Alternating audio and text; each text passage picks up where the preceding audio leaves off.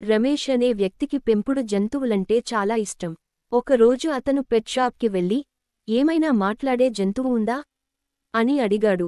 Shop వాళ్ళు చెప్పారు, మా దగ్గర మాటల మంకీ ఉంది సార్. కాస్త బూతులాడుతుంది కానీ ఫుల్ ఎంటర్టైన్మెంట్. రమేష్ ఆ మంకీని చూశాడు. చిన్నది, ఊహించని స్టైల్లో తల దించుకుని కూర్చుంది.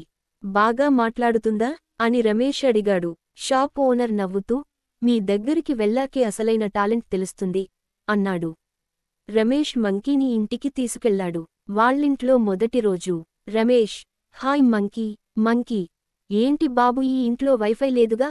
నీ ఇంటిని గుడిసె అనాలో గుహ అనాలో అర్థం కావడం లేదు. రమేష్ షాక్. తరువాత రోజున మంకీ సోఫాలో కూర్చుని టీవీ చూస్తూ ఉంటోంది. రమేష్, ఇక్కడ ఏమి చేస్తున్నావు? మంకీ, మీ అంకుల్తో కలిసి సీరియల్ చూస్తున్నాను. డైలాగ్స్ కంటే మీ అంకుల్ రియాక్షన్స్ బెటర్గా ఉంటున్నాయి. ఇంకా కొన్ని రోజులు గడిచాక మంకీ ఫ్రిడ్జ్ తెరిచి లడ్డూ తింటూ, ఓహ్, ఈ లడ్డూ ఎవడైనా మిస్ అయితే చెప్పు, నాన్నగారు తిన్నట్టు చెప్పేస్తా. రమేష్ తల పట్టుకుని షాప్కి తిరిగి వెళ్లాడు.